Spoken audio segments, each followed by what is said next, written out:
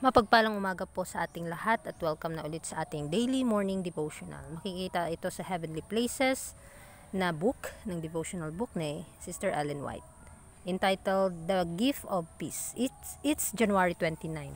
Ano nga ba itong regalo ng Diyos na katahimikan sa atin o peaceful, no? Atin po ito pag-aaralan sa ating key-text sa Philippians 4 verse 7, "And the peace of God, which passeth all understanding, shall keep your hearts and minds through Christ Jesus." So mapapansin natin dito, yung katahimikan na nagmumula sa Diyos ay nagbibigay ng katalinuhan o kaalaman na nagkikip sa ating mga puso at isip sa pamamagitan ni Kristo Jesus. At kapag ang peace of God na nasa ating mind na, sa ating puso na, ang lahat ng ating sasabihin ay naaayon na sa kanyang presensya. So atin po itong ihingi nga sa ating Panginoon upang ito'y kanyang ibibigay. Sin has destroyed our peace. While self is unsubdued, we can find no rest. The masterful passions of the heart, no human power can control. We are as helpless here as were the disciples to control the raging storm. So mapapansin natin na yung kasalanan yung nagsisira ng katahimikan na nung nilalang pa ito o katahimikan ng langit dahil kay Lucifer nung siya ay nagkasala.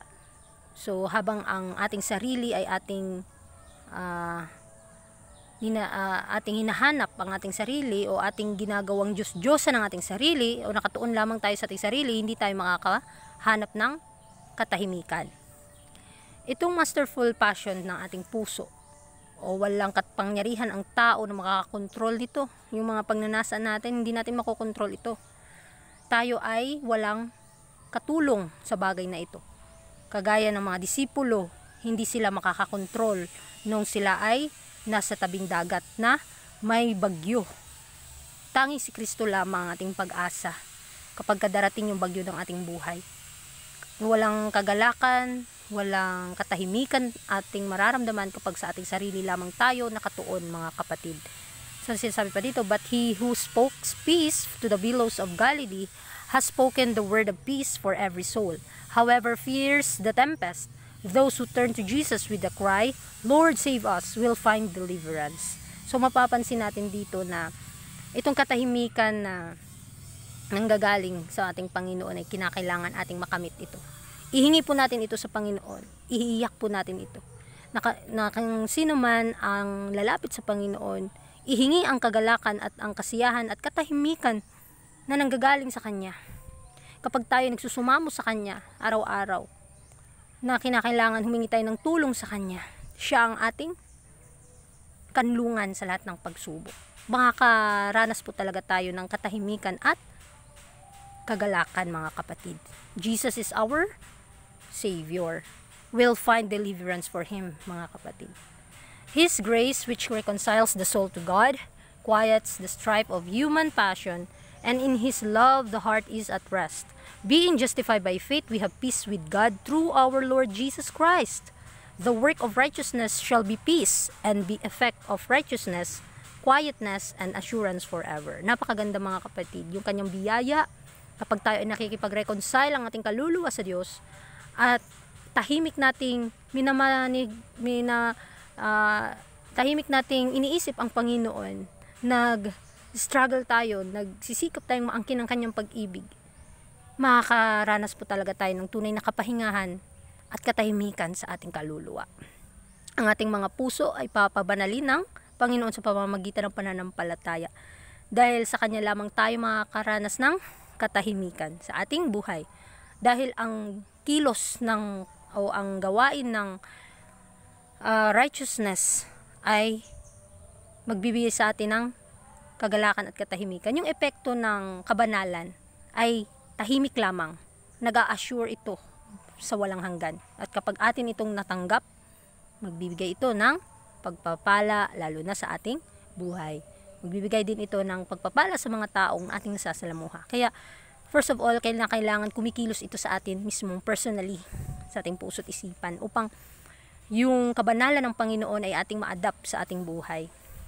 Whoever consents to renounce sin and open his heart to the love of Christ becomes a partaker of this heavenly peace.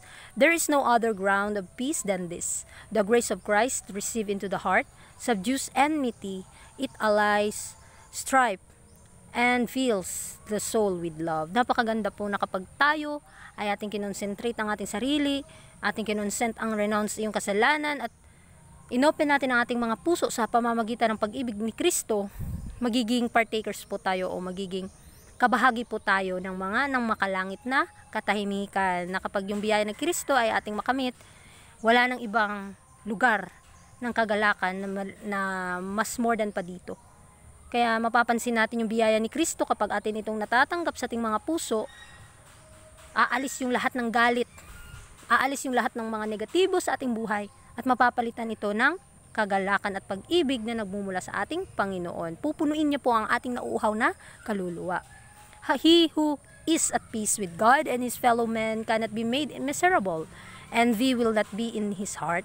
Evil surmisings will find no room there. Hatred cannot exist. So mapapansin din natin kapag yung kagalakan at katahimikan na ibinigay ng Diyos at atin itong matatanggap, ay hindi po tayo magiging miserable. Yung mga inggit ay wala pong wala pong lugar sa ating mga puso. Yung mga suggestion ng kaaway ay hindi po ito mananahan sa ating isipan. Dahil nga, ang Espiritu ng Panginoon ay ating tinanggap. At matatagpuan natin din ang kagalakan. Yung mga hatred noon na nararamdaman natin ay hindi na ito mag-e-exist pa. Hindi na ito magigising pa. Kaya panatilihin nating nakaugnay sa ating Panginoon para yung isip natin, yung puso natin, laging naka-recharge sa Kanya, laging nakakonect sa Kanya. At hindi na tayo magkakasala kapag lagi nating kinukonsentrate ang ating buhay, tinatalaga ang ating buhay sa Kanya.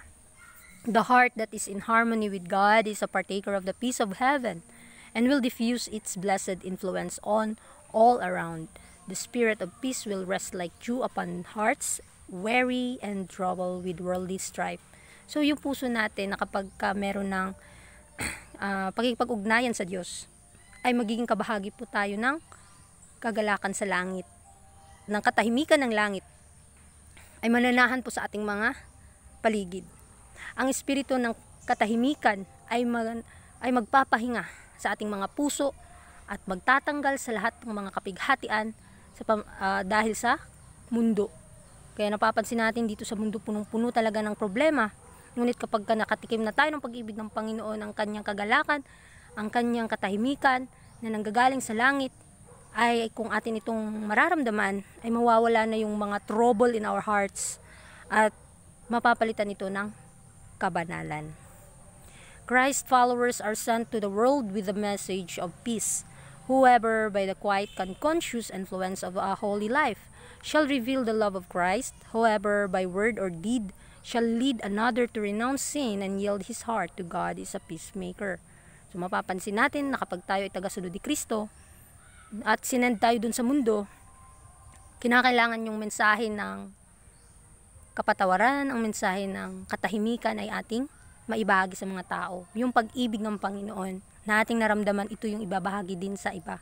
Na kahit anong mangyari, yung katahimikan ng influensya ng banal na buhay, kapag na-reveal na ito sa atin sa pamamagitan ng pag-ibig ni Kristo sa ating mga salita at gawa, ito'y maglilid din sa iba na iwanan ng kasalanan at i-yield ang ating buhay, ang ating puso sa Panginoon, at makakatikim din sila ng katahimikan at kapahingahan na nagmula sa Panginoon. And blessed are the peacemakers, for they shall be called the children of God. The spirit of peace is evidence of their connection with heaven. The sweet savor of Christ surrounds them.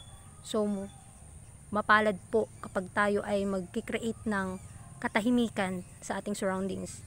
Dahil tatawagin po tayong mga anak ng Diyos. At yung espiritu ng katahimikan, ito po yung ebidensya na tayo ay konektado sa langit. Yung matamis na lasa na nagmumula kay Kristo ay nakapaligid o magiging paligid, magiging sa ating kapaligiran, mga kapatid. Yung little heaven ay dapat mag-umpisa sa ating mga puso, maibahagi natin sa iba upang magbigay din ito ng pagpapala sa mga taong na ating nasasalamuha. The fragrance of the life, the loveliness of the character, reveal to the world the fact that they are children of God. Men take knowledge of them that they have been with Jesus. Well, napapansin natin dito mga kapatid, napakaganda. Kapag yung kabanguhan ng buhay na may kabanalan at katahimikan at pagpapala sa ating buhay, yung ating karakter ay marireveal sa mundo. Yung karakter ng Panginoon ay maipapakilala sa mundo na tayo'y mga anak ng Diyos. Ang tao ay hindi nakakaalam nito sapagkat kapag tayo ay nasa kay Kristo, malalaman din ng mga tao yung karunungan na nanggagaling sa ating Panginoon. Kaya we behold Jesus mga kapatid, para maging kagaya tayo sa Kanya. So sa ating pag-aaral ngayong umagang ito, nawa ay magbigay sa atin ng paalala patungkol sa Kanyang banal na kasulatan, patungkol sa kagalakan at katahimikan na ninanais natin sa bawat isa sa atin, na kahit hindi tayo makontento sa mga lugar dito sa mundo, kapag natikman na natin ang pag-ibig ni Kristo, may babahagi natin ito sa iba. Magtulungan lamang po tayo. Dahil sa ating buhay, napakamiserable. Pero kapag nakatikim na tayo ng pag-ibig ng Panginoon, magbabago po ito. In a process po mga kapatid. Kaya kapag nasa gawain tayo ng Panginoon, mapapansin natin na mas dito tayo, parang feel natin na tayo ay may depekto. At makakatikim po tayo ng pag-ibig ng Panginoon kapag nafe-feel natin sa ating sarili ay nauhaw na tayo. Kaya sa umagang ito, nawa ay mapanatili yung katahimikan na nanggagaling sa langit sa ating mga puso. Kaya pagpalain tayo ng Panginoon at magandang umaga sa ating lahat. God bless.